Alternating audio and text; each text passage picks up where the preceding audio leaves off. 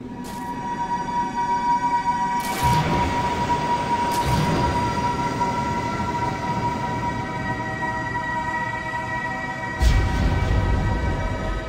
evening, YouTube. You guys are now watching another segment of the Cali Effect. Today we're going to be doing the Infernoid deck profile, play like the bigger deck, and there's so many things I love about this deck, just because, like I said, you can be the biggest deck playing at any tournament, no matter who you're playing against, and then there's times where you draw that brick hand and you're like, I've tried my best to reduce inconsistencies between drawing big hands and being able to mill your perfect Infernoids, as well as not having the opponent call numbers that they would guess correct all the time. More often than not, they will call one anyways, and all of your Light Sworn monsters will be able to get through. But let's get down to the deck profile, should we? Shall we? Blech. For monsters, we're going to run 3 copies of Infernoid Decatron, 2 copies of Pirmais, 3 copies of Antra, 2 copies of Harmadik, 3 copies of Patrulea, I think that's how his name goes. Or 3 copies of Patrulea, I'm sorry. 3 copies of Seitsemas, 3 copies of Attondel, 1 Onuncu, 1 Devyaty. Next is 2 Lumina for Light Sworns, 2 Lyla, and 3 Raiden. For spells, we're going to be running 3 copies of Reasoning, 2 Void Seer, 2 Charge of the Light Brigade, 1 Monster Gate, 1 Burial from a Different Dimension, 1 Raigeki. For traps, we're going to be running 2 copies of Breakthrough Skill. Now, this deck, like I said, is very, very simplistic. It plays like the biggest deck. At first, I was not a big fan of Infernoid Decatron. I was literally looking like, why do we have this card? And I'm still to the second wondering, why would people still not play the Light Sworn engine? There's just so many great extra deck cards that you could go into with the Light Sworn engine. I mean, that's here nor there. The biggest part is Infernoid Decatron is amazing with your lower Infernoid monsters. Not only him being a tuner is great, but being able to send any of your Infernoid monsters from your deck to the graveyard, and then he copies their effects and level, is just like, oh man, so many synchro and XC possibilities, as well as gaining any of your Infernoid monsters effects, because he toolboxes them to the graveyard, especially your little guys, because you cannot special summon them from the graveyard. But if you're sending them to the graveyard with Decatron effect, he gains that effect, he becomes that level, and then you special summon another little guy, use both of their effects, and then exceed summon. It's just amazing.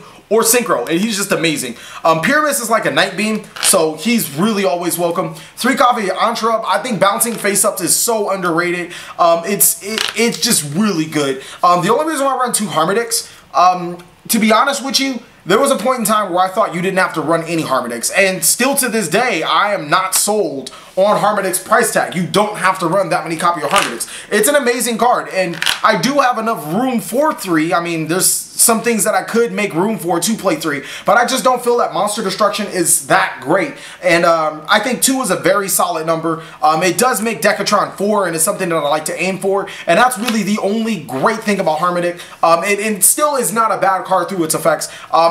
It's nice, let's just put it that way. It's not necessarily whatever price tag it's worth dollar card, unless it's $5, then it's very worth, but it's still a very good card. Patrulea is really only there in 3s because of its back row destruction. Back row destruction it's not bad, but it's not that great since people don't play a lot of back row and higher tier events. But for the players that do, I have 3 Patrulea, 2 Lyla. That should be able to take care of all my back row problems. Seitsemas and Attondel, I run 3 and 3 because more often than not, I wind up banishing themselves to special summon themselves. They're also really good monsters to make rank 7 and 8 plays, and their effects are really nasty. Onuncu and Devyaty, I figured more often than not when you summon these guys, you don't need to summon a really big ton of them. You only really need to summon and gain its effect once, and more often than not, if you do, you're winning the game. Not only that, they're big levels. You can only summon one of them at a given time. If you do have to banish them, don't worry, you run Burial from a Different Dimension, or you probably don't even need to summon it. There's so many ways that this deck there's so many win conditions for this deck, it's not even funny, and these aren't mandatory, but they have really good effects. Lumina, Lyla, and Raiden, I chose, at the last minute, I chose this Raiden ratio as opposed to 3, 3, and 3 because, first of all, Lumina is the worst card, the worst Lightsworn to open with no other Lightsworns, as you guys can know. Lyla already run 3 Patrulea, and I could not find another German Ultimate Rare. And Raiden is the best Lightsworn of all time, milling 4 cards at a time, and then possibly gaining attack. You rarely will gain attack, but it's just the fact that you can mill Lightsworns on your main phase. He's a tuner, and then you can also go into further plays. I felt that that was just the perfect combo, or the perfect number right there. And it just feels so right to be able to pitch any of your big guys when you do draw Lumina, to be able to destroy back row and then follow up with a Patrulea play, and then Raiden just being Raiden. Reasoning is obvious. Charge the Light Brigade is obvious. Monster Gate's obvious. Raigeki's obvious. Bear from a different dimension. I guess we can talk about Void Seer. A lot of people don't see, I guess, what I see in Void Seer. And Void Seer is practically a super Forbidden Lance on drugs. If you happen to mill it, great. Its effect, you still can use this graveyard effect. If you draw it, oh great, you really get to protect Infernoid monsters. I don't see a reason not to run that card. And then Breakthrough Skill, obvious effect negation. If you don't like it, you could take it out. I really didn't miss it. I really don't.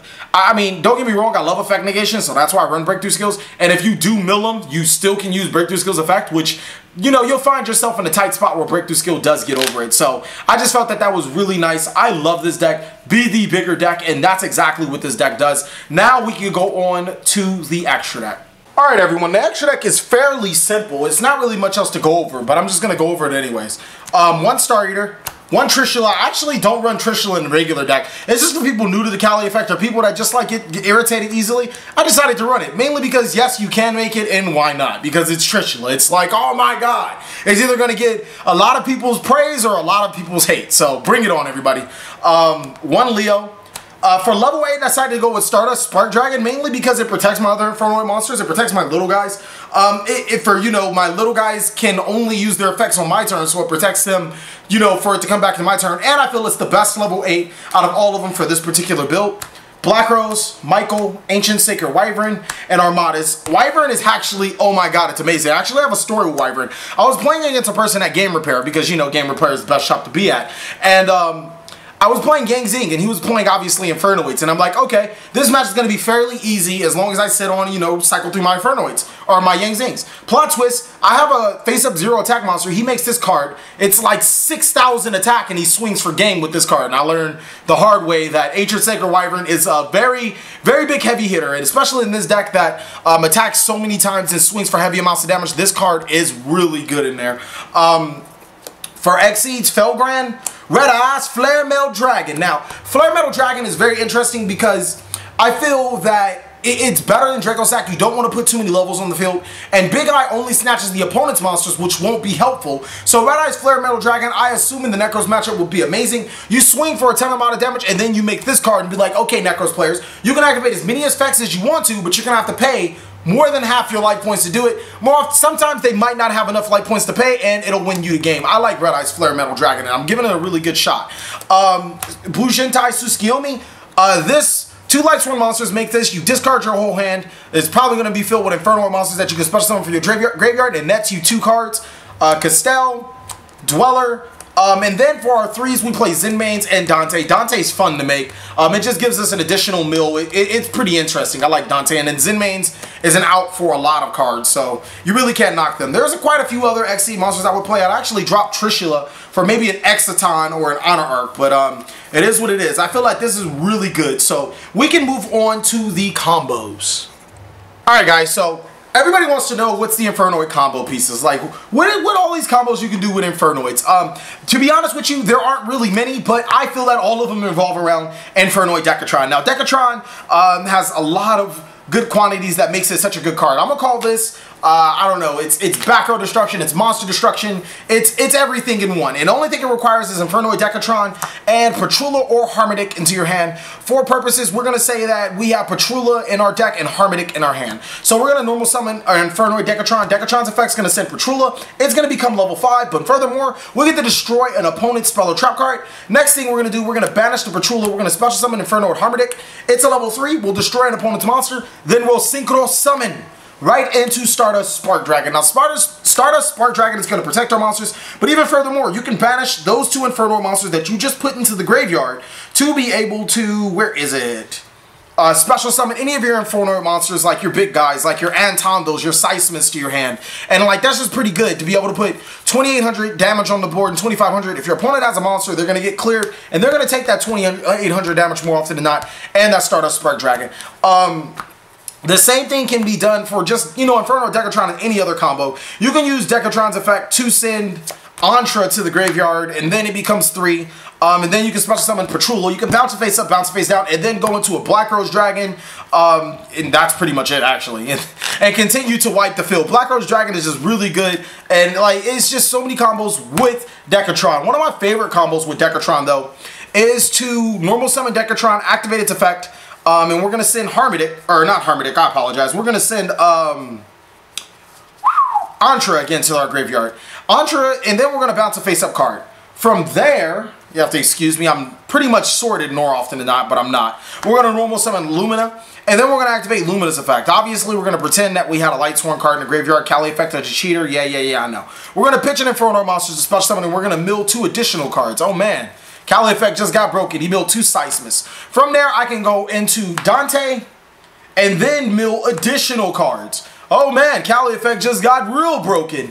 And that's pretty much going to sum up the game right there. It's not really much else I think my opponent can do. That's just a lot of Infernoid monsters in the graveyard. I mean, I wouldn't necessarily see it as a combo, but you guys have to remember all of the combos are evolved around pretty much Decatron. There's, you know, quite a few others, but I really don't think that they're, you know, pretty much genuine combos outside of there. I guess you can go to make Star Eater, the out to Clee 4 Towers. What you do is that you would summon Decatron, and with Decatron's effect, you send Devyaty.